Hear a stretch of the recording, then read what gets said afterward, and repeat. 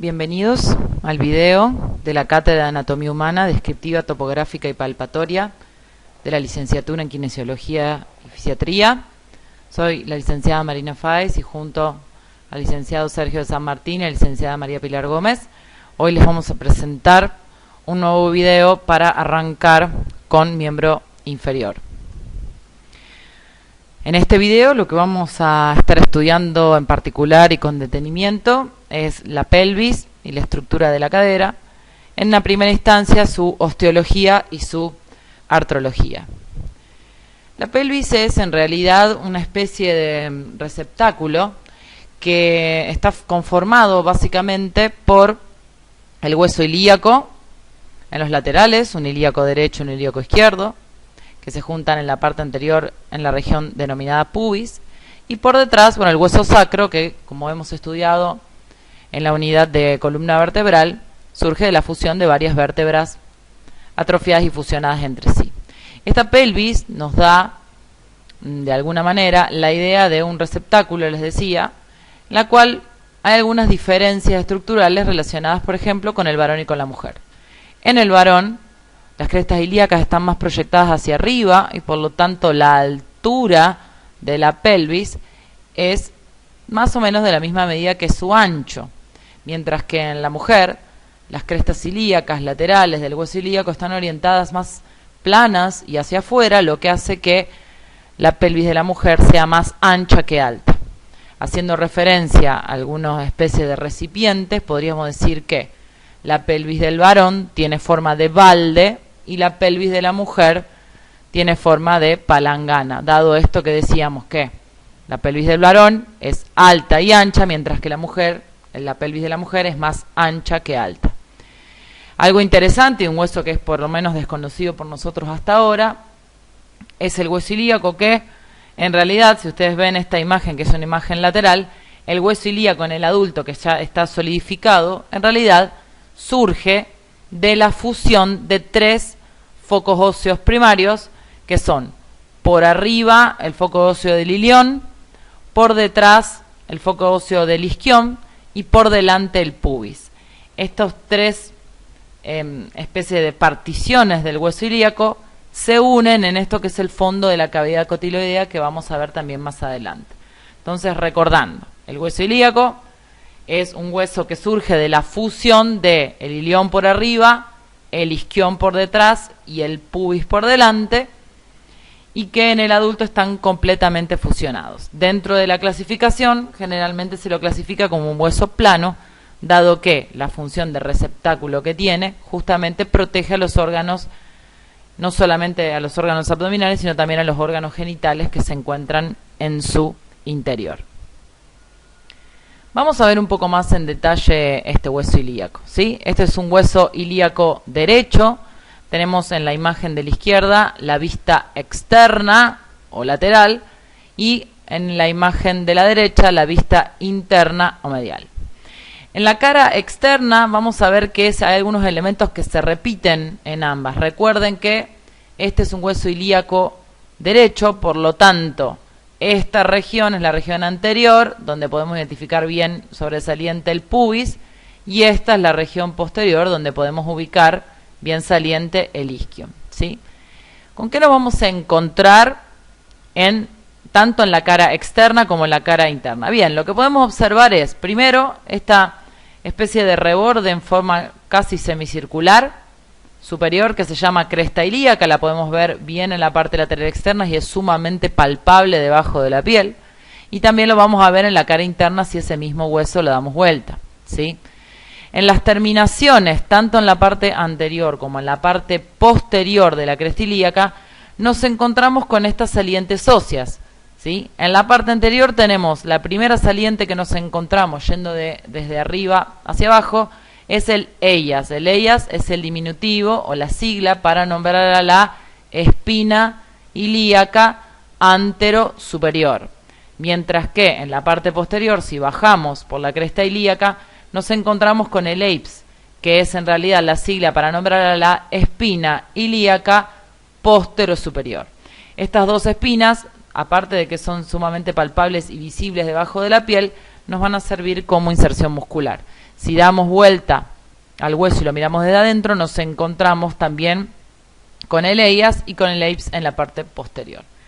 Por debajo del EIAS y siguiendo hacia adelante nos vamos a encontrar con otra saliente ya recubierta por músculo menos visible y palpable, que es el EIAI, que significa espina ilíaca antero-inferior. Y por supuesto su hermano posterior, que también fíjense que está por debajo de la espina ilíaca posterior-superior, una saliente un poco más pequeña que la sigla EIPI representa la espina ilíaca postero-inferior. Estas espinas también, fíjense que las inferiores se pueden encontrar cuando vemos la vista interna. Si seguimos sumando y vamos a ir primero a la vista externa, ya no en la región del ilion, sino en la región del isquion, fíjense que desde la espina ilíaca postero-inferior hacia abajo nos encontramos con una especie de bahía, en realidad se llama escotadura ciática, que termina en una saliente también del orden de lo posterior, que se llama espina ciática, haciendo referencia al íntimo contacto que tiene con el nervio sacro. Por debajo de la espina ciática nos encontramos fundamentalmente con el isquión, que en la región más inferior tiene una rugosidad bastante particular, que se llama tuberosidad isquiática, que va a ser el lugar de origen, por ejemplo, de los famosos músculos isquiosurales, ¿sí? En la imagen posterior también nos vamos a encontrar con la escotadura ciática, que le da esta especie de salida al nervio ciático. Hay una escotadura ciática mayor, que es de más superficie, una escotadura ciática menor por debajo, que es todavía más pequeña, y también desembocan en la misma espina ciática. También nos encontramos con el isquión en la parte posterior y en la parte inferior la tuberosidad isquiática. Ahora, una gran diferencia que nos vamos a encontrar en la región inferior del ilion es que en la cara externa nos vamos a encontrar con esta superficie que se llama cavidad cotiloidea. La cavidad cotiloidea es una cavidad bastante profunda en forma circular o esférica, que va a formar parte de lo que es la articulación coxofemoral o la articulación de la cadera. Si miramos este mismo sector desde el lado de adentro, vamos a ver que no tenemos tal cavidad, ya que en la parte interna va a estar ocupada por órganos, ¿sí? Y miren la diferencia que nos encontramos entre la parte externa, que tiene todas estas rugosidades y todas estas impresiones que van a dejar fundamentalmente los músculos glúteos, ¿sí? Que van a dejar impresión en esta región que se llama la fosa ilíaca externa, a diferencia de la región interna, donde es mucho más lisa y menos rugosa, la fosa ilíaca interna, que va a dar lugar al hueso ilíaco, ¿sí? Ahora, la gran distinción es que terminando el ilion nos encontramos con la cavidad cotiloidea en la parte externa, pero no en la parte interna. Y por debajo de la cavidad cotiloidea, un orificio.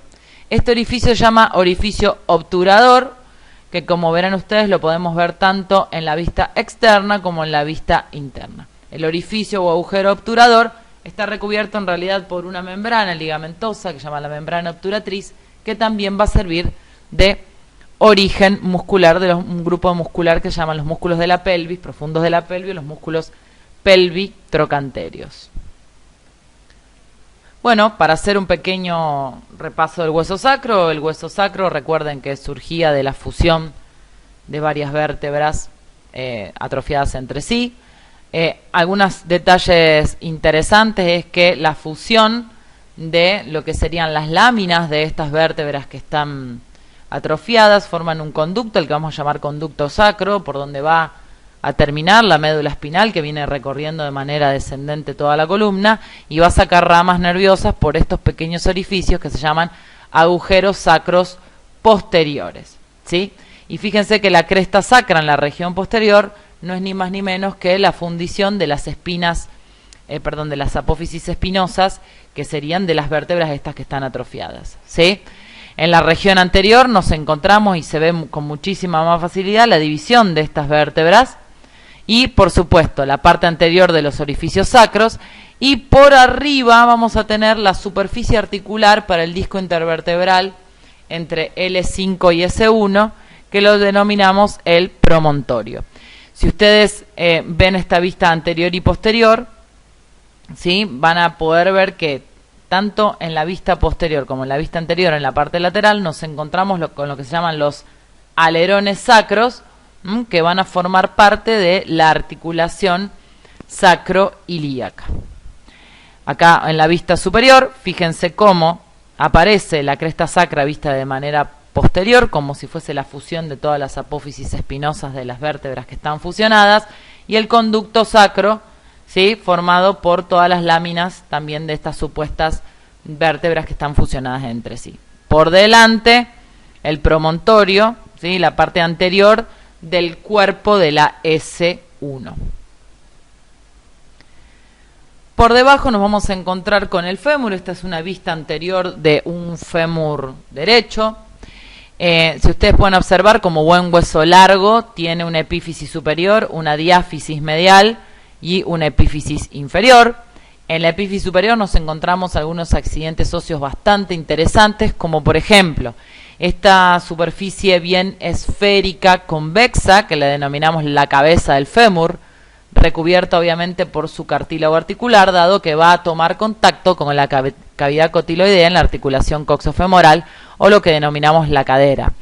Bien en el vértice, en la parte central, nos encontramos con una pequeña fosa, se llama fosa de la cabeza del fémur, que como vamos a ver más adelante, da origen a un ligamento que protege de alguna manera la nutrición sanguínea de la región de la cabeza del fémur.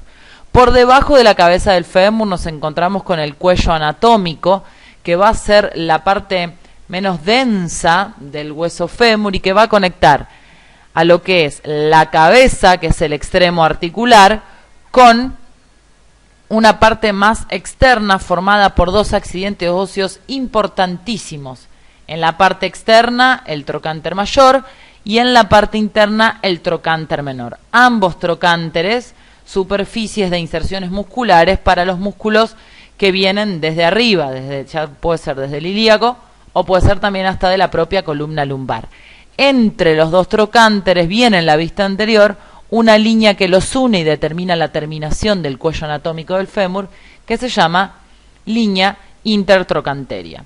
Por debajo de esa línea intertrocanteria nos encontramos con lo que es el cuello quirúrgico del fémur, que fíjense que tiene una diferencia, que es que el cuello quirúrgico se encuentra ubicado casi de manera vertical, mientras que el cuello anatómico tiene una oblicuidad que le es propia a este hueso, ¿sí? En la cara anterior o diáfisis del cuerpo del fémur vemos que no hay ningún tipo de rugosidad. Esto está todo recubierto de músculos, fundamentalmente por el grupo anterior del muslo, de los cuales el músculo cuádriceps es uno de los más importantes. Ya llegando a la epífisis inferior, nos encontramos con terminaciones en forma, podríamos decir, semicirculares, ¿sí? Denominados cóndilos femorales, y por supuesto por arriba de estos cóndilos unas especies de digamos sobresalientes que, si ustedes recuerdan, cuando hablábamos del húmero y hablábamos de los epi, hablábamos de superficies superficies óseas o accidentes óseos que están por encima de, ¿bien?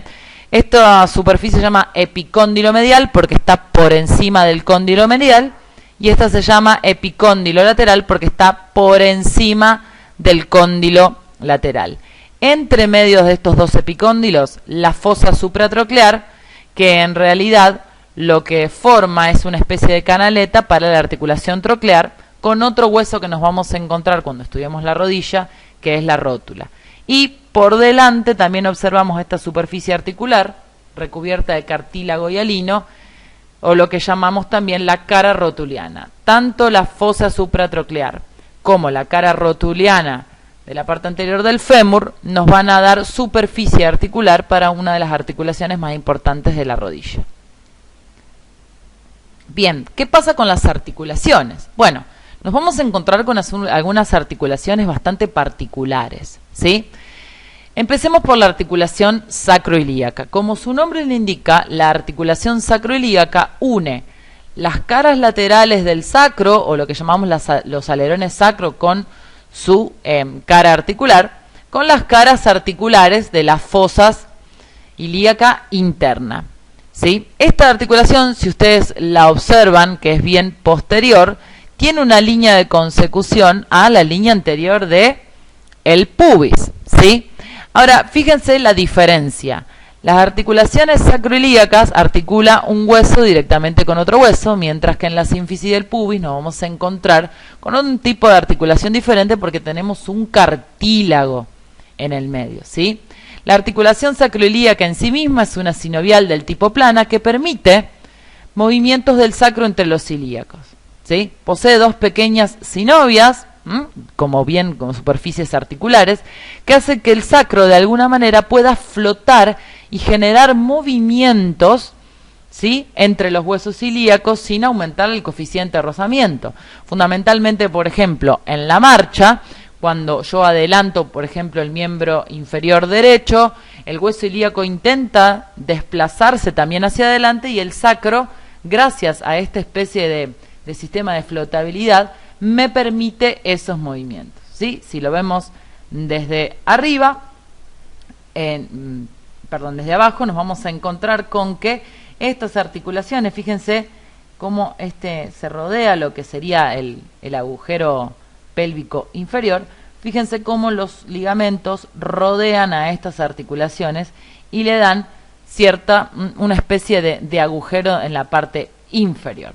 Algo muy interesante para ver acá es que la parte inferior del isquion y del pubis forman lo que se llaman los arcos del pubis, que unidos con el ligamento sacrotuberoso, que después vamos a ver un poquito más adelante, le dan de alguna manera el límite al agujero inferior de la pelvis.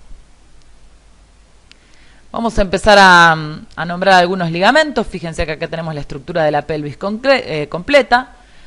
Hay un ligamento muy importante que son los ligamentos sacroilíacos, que tenemos uno en la región anterior, que lo que hace es unir a la cara anterior del sacro con la fosa ilíaca interna, lo vemos en ambos dibujos, y por supuesto los ligamentos sacros posteriores que hacen lo mismo, pero en la región posterior.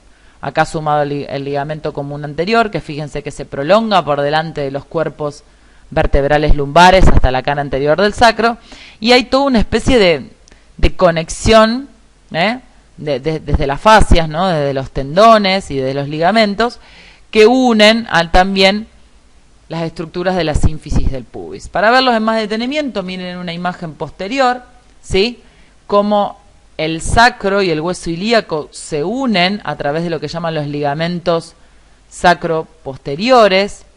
Inclusive tienen muchísima cantidad de fibras y podríamos ir haciendo un análisis un poco más profundo y ver, por ejemplo, los ligamentos sacroilíacos interóseos por debajo o en una capa más profunda. Fíjense que se continúa el ligamento supraespinoso que venía uniendo a todas las apófisis espinosas de las vértebras a lo largo de la columna. Y miren este gran ligamento, ¿sí?, que delimitaba de alguna manera la parte inferior, ¿sí?, o el agujero inferior de la pelvis, el ligamento sacrotuberoso, que tiene muchísima importancia porque nace desde las espinas ilíacas posteriores, va hacia abajo y tiene una rama que va hacia los isquiones, ¿sí?, y una rama que va hacia también el sacro. Este complejo ligamentoso posterior es muy importante porque es lo que le permite esta flotabilidad del sacro y esta especie de movilidad. Ya más afuera nos vamos a encontrar con una articulación que vamos a estudiar un poco más detenido más adelante. Algunos ligamentos más.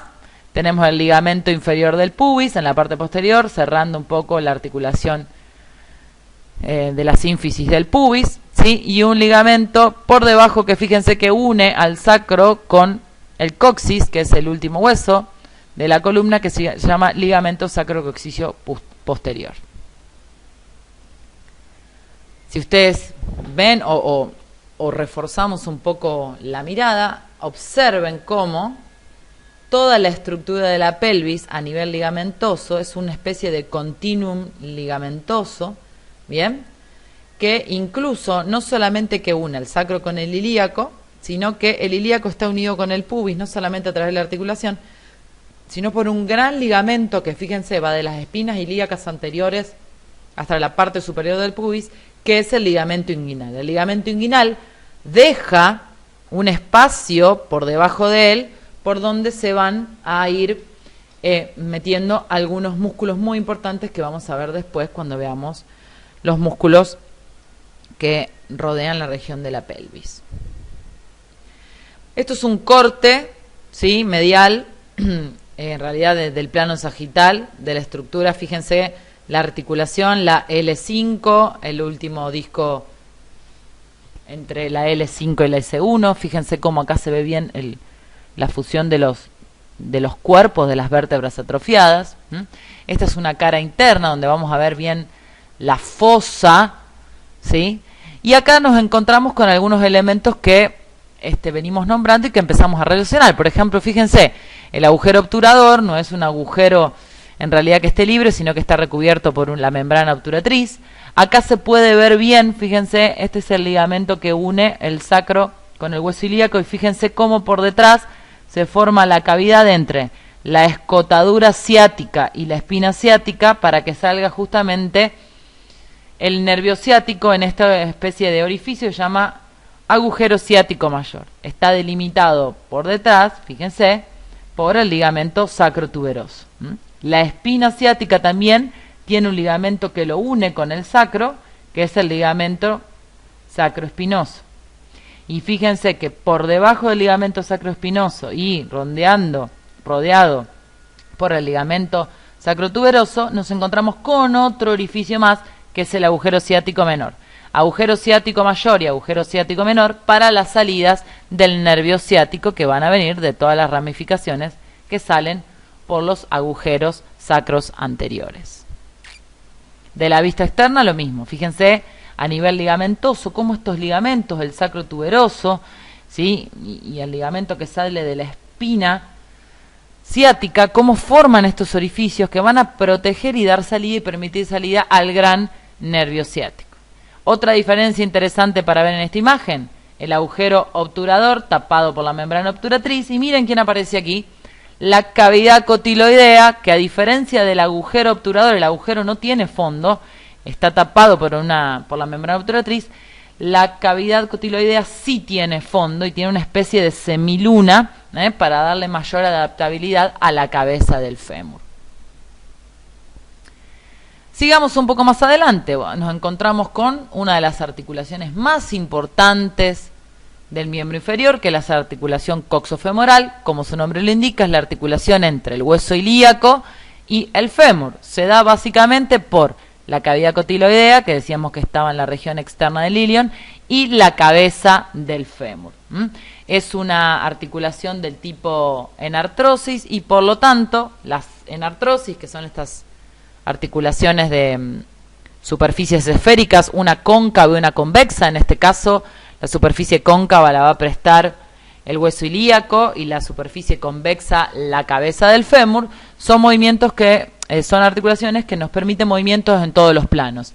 Flexión, extensión en el plano sagital, abducción, aducción en el plano frontal, rotación interna y externa en el plano transversal, y la combinación de los anteriores y también de los planos, no solamente los movimientos, que es el movimiento de circunducción.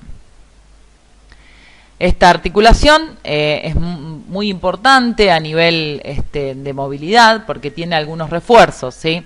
Por delante nos encontramos con el ligamento en N, algunos le dicen también ligamento en Z o el ligamento de Werting, que tiene fundamentalmente, como verán, algunas ramas bien identificadas acá en esta imagen.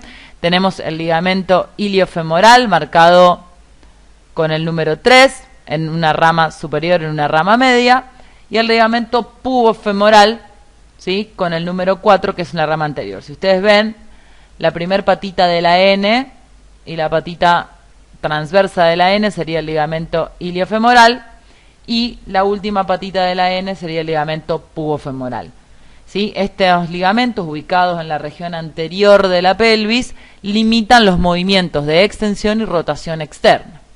Una imagen más tenemos acá arriba. Fíjense que esta es la espina ilíaca anteroinferior.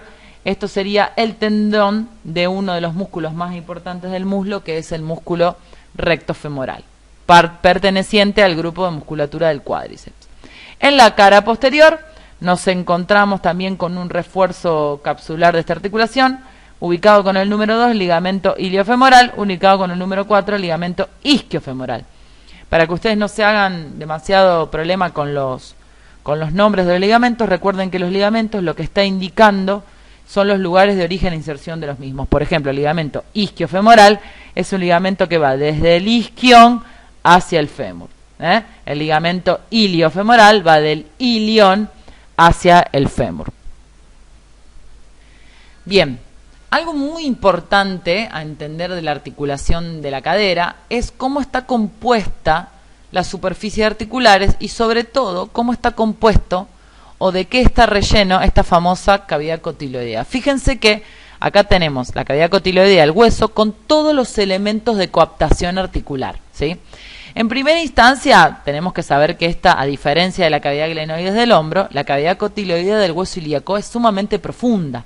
Por lo tanto, la cantidad de superficie articular de la cabeza del fémur es muchísimo mayor dentro de este aceptábulo, a diferencia de lo que era en la articulación del hombro.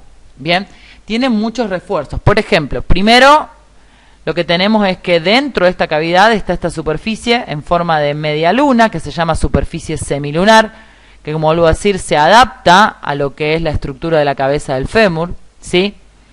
Por entremedio, o sea, el espacio que no recubre la superficie semilunar, nos encontramos con la fóvea acetubular, ¿bien? En donde vamos a encontrar un espacio más vacío, ya que no hace tanto contacto y le permite libertad al fémur, y rodeando toda esta cavidad, lo que llamamos el labrum acetubular, muy muy importante para generar lo que llamamos la coadaptación de la articulación, ¿sí? O lo que se hace una especie de presión negativa, como si estuviese envasada al vacío esta articulación, gracias a que todas estas superficies están tomando y bordeando no solamente a la cabeza del fémur, sino también al cuello quirúrgico. Fíjense que por fuera de todas estas estructuras que generan esta coadaptación nos encontramos también con la cápsula. Y miren, no solamente eso, ¿sí? Sino que la cavidad cotiloidea es una esfera hueca destinada a alojar fundamentalmente la cabeza femoral.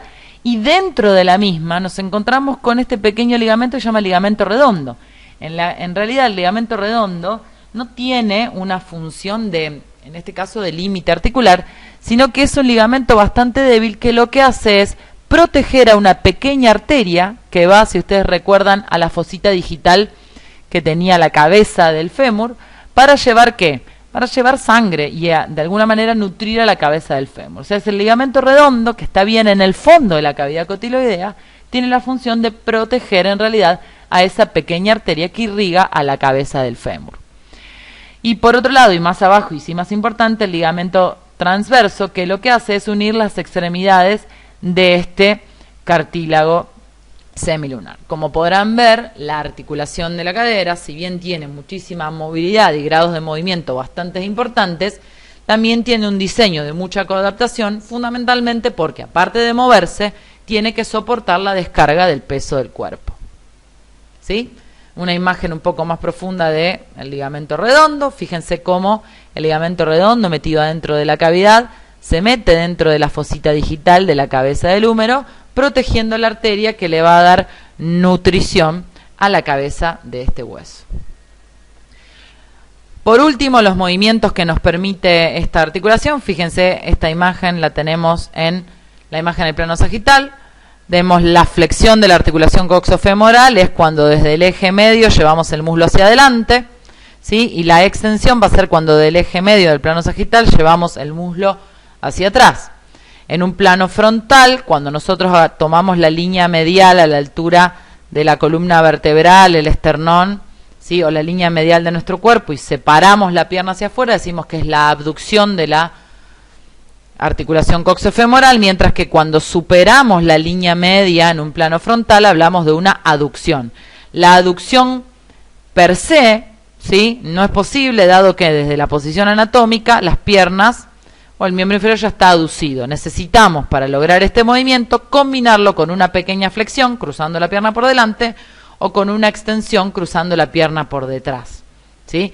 O también algunos pueden denominar la aducción el movimiento por el cual se retoma la posición inicial o la posición anatómica cuando la precedió la abducción. En el dibujo del plano transversal podemos ver que podríamos usar como indicador el grado de rotación del pie y decimos que cuando la punta del pie se va hacia afuera estamos hablando de una rotación externa y que cuando la punta del pie se va hacia adentro estamos hablando de una rotación interna. Bien, eso es todo por la estructura ósea y articular de la pelvis y la cadera. Veremos los músculos en el próximo video.